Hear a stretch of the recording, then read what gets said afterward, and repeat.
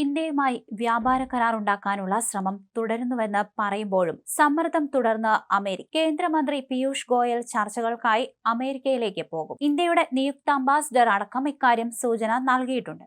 ഇതിനിടയിലും റഷ്യയിൽ നിന്ന് കുറഞ്ഞ വിലയ്ക്ക് എണ്ണ വാങ്ങുന്ന ഇന്ത്യക്കും ചൈനയ്ക്കുമെതിരെ പുതിയ സമ്മർദ്ദ തന്ത്രവുമായി അമേരിക്കൻ പ്രസിഡന്റ് ഡൊണാൾഡ് ട്രംപ് രംഗത്ത് വരുന്നു. ഇരു രാജ്യങ്ങൾക്കെതിരെയും കൂടുതൽ തിരിവ ചുമത്താൻ G7 രാജ്യങ്ങളോട് US ആവശ്യപ്പെട്ടു. യുക്രൈനിൽ സമാധാന കരാർ നടപ്പിലാക്കാനുള്ള ശ്രമങ്ങൾ പുരോഗമിക്കുന്നതിനിടയിലാണ് ട്രംപിന്റെ നീക്കം. വെള്ളിയാഴ്ച നടക്കുന്ന G7 ധനമന്ത്രിമാരുടെ യോഗത്തിൽ US മുന്നോട്ട് വെച്ച നിർദ്ദേശം ചർച്ച ചെയ്യും. കഴിഞ്ഞ ദിവസം ചൈനയ്ക്കും ഇന്ത്യക്കും 100% വരെ തിരിവ ചുമത്താൻ ഡൊണാൾഡ് ട്രംപ് യൂറോപ്യൻ യൂണിയനോട് ആവശ്യപ്പെട്ടിരുന്നു.